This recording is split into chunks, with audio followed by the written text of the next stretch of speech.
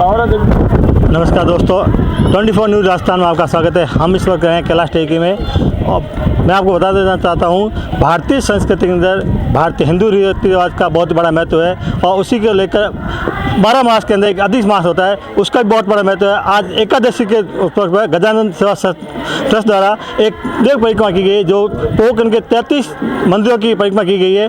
उसको लेकर पोखरण के सभी वासी लगभग 250 से 300 व्यक्ति यहाँ पर देव परिक्रमा की है। तो हम महत्व जानना चाहेंगे देव परिक्रमा का क्या महत्व होता है।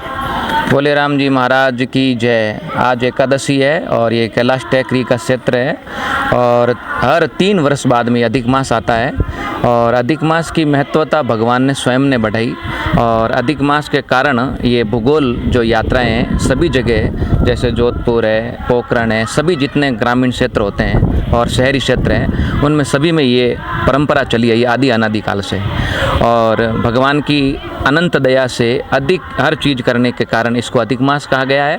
और आज एकादशी भी है, इसके उपलक्ष्य में हम यहाँ पर सभी भक्त लोग और श्रद्धालुगण सभी इकट्ठे होकर के और भगवान के नाम का महत्व यात्रा कर रहे हैं। तो मैं जी बताया कि अधिक मास का बहुत बड़ा महत्व होता है और ये यात्रा हर जगह पे की जाती है। हम गजानन सेवा ट्रस्ट के संस्था से पूछना चाहेंगे, आपने ये यात्रा शुरू की है, उसका क्या उद्देश्य लेकर यात्रा की है और आज से 60-70 साल पहले ये यात्रा शुरू की गई थी, उसी को लेकर आज वापस ये यात्रा यहाँ से आज उन्होंने शुरू की है। तो पूछना चाहूँगा आपसे कि यात्रा का क्या उद्देश्य है। आप परिक्रमा की बात है, ये श्रद्धालुओं के दिमाग में पहले से ये बात आई थी कि अब पोखरण की परिक्रमा किन्हीं ज़माने में युगों पहले होती थी या वर्षों पहले, हमने तो नहीं देखी, बड़े बुजुर्गों से सुना था कि पोखरण की परिक्रमा करने से, नगर की परिक्रमा करने से और देव दर्शन इस श्रावण मास में और अधिक मास में तो और उसका बड़ा महत्व है। तो सभी भक्तों से और गजानन सेवा संस्थान के द्वारा जो है इस यात्रा को किया गया और उसमें महिला भक्तों का भी खूब सहयोग रहा और ये जगदीश जी, लूण जी और इनके सानिध्य में हमने इस यात्रा को किया और सबको बड़ा आनंद आया। मैंने बताया कि आज से युगों पहले ये यात्रा शुरू की गई थी और पोखरण वासियों की इच्छा थी कि इस बार पोखरण में देव परिक्रमा की जाए और पोखरण परिक्रमा की जाए, तो ये पहली बार लगभग आयोजित की गई है। तो हमें जगदीश जी से पूछना चाहूँगा कि इस यात्रा में कितने लोग यहाँ पे शामिल हुए हैं। ये यात्रा श्री गजानन सेवा संस्थान द्वारा पहली बार आयोजित हो रही है और इस यात्रा में करीब 300-350 लोग हैं, जिसमें करीब 85% लेडीज़ है और 15% अभी पुरुष वर्ग है। अब इस यात्रा का बहुत ही महत्व है और वैसे ये कैलाश टेकरी आने का मेरा करीब 45 से 50 साल में अब आ पाया हूँ। बचपन में आता था यहाँ पर, जब बरसात होती थी पूड़ियाँ बना के लाते थे हम मित्र लोग और यहाँ आकर के गोठ वगैरह करते थे और बहुत आनंद लेते। यहाँ एक कुंड भी है जहाँ स्नान करते थे और फिर यहाँ घूमना वगैरह होता था, बड़ा आनंद आता था। उस समय सब हम पैदल आते थे, लेकिन पहली बार चूँकि पोखरण का 45 साल में इतना विस्तार हो चुका है, इतना विकास हो चुका है कि अब पैदल आना हर एक के लिए संभव नहीं है। तो ऐसी स्थिति में गजानन सेवा संस्थान द्वारा ये गाड़ियों की वगैरह व्यवस्था की गई और व्यवस्थित तरीके से ये पहली बार हुआ है आयोजन इसका, और इसकी मेरे को बहुत बड़ी खुशी है। और मेरे को तो ऐसा, मैं गजानन सेवा संस्थान के पदाधिकारियों से निवेदन करना चाहता हूँ कि प्रति वर्ष ऐसी यात्रा एक बार निकाली था। हालांकि 3 वर्ष में होता है ये अधिक मास में, लेकिन फिर भी निकाले। पहले भी होती थी पोखरण परिक्रमा, लेडीज़ लोग जाते थे, सब मंदिरों में दर्शन करते थे, पैदल जाते थे और जहाँ तक हो सकता था पूरी परिक्रमा करते थे और वो पैदल होती थी। लेकिन अब ये संभव न होने के कारण वही वाहनों का उपयोग किया जाता है, जिससे बुजुर्ग भी आराम से आ सकते हैं, पर्याप्त टाइम रहता है, दिन पूरा रहता है। और आज मौसम ने भी साथ दिया है, धूप भी नहीं है, हवा भी बहुत अच्छी है और ये यात्रा बहुत ही सफल रही है और ऐसा आयोजन भविष्य में भी होता रहेगा, ऐसी आशा करता हूँ।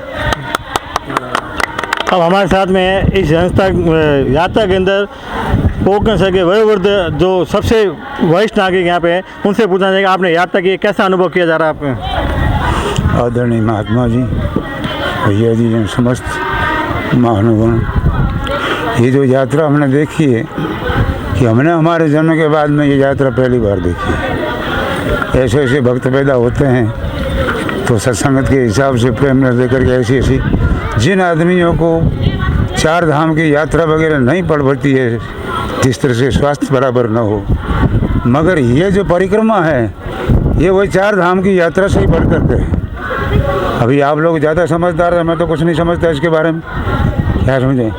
मैं आप सब लोगों को धन्यवाद देता हूँ और हर वर्ष के अंदर में इस तरह से ये यात्रा बनी रहे, यही भगवान से प्रार्थना करता हूँ।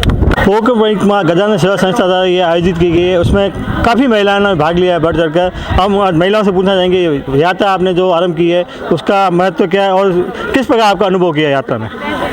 हमारे को जो पुरुषोत्तम मास की अधिक मास की जो यात्रा है भैया जी के द्वारा रखी गई है, हमारे को बहुत अच्छी लगी और इतना आनंद हमारे को आया, इतना आनंद आया कि शायद हम पूरे भारत घूम के आते तो भी इतना आनंद आया, इतना हमारे को आनंद है। हमारा महिला पूरी साथ में, हमारे जेंट्स लोग भी बहुत साथ में हैं। मैं तो यही भगवान से कामना करती हूँ कि हर साल हमारी इसी तरह से भैया जी यात्रा कराते रहे और हम लोग यात्राएँ करते रहे। हम तो ये चाहते हैं कि हमारे को पूरा भारत का भ्रमण हम ऐसे ही साथ में करते रहे।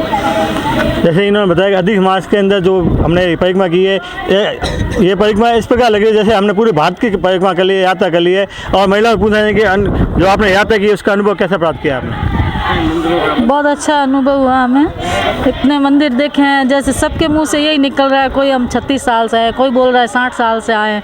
बहुत अच्छा लगा ये, किसी ने फर्स्ट बार देखा है, किसी ने बार बार देखा है, इतना अच्छा लगा बस जैसे कोई पूरे भारत में घूम लिया हो।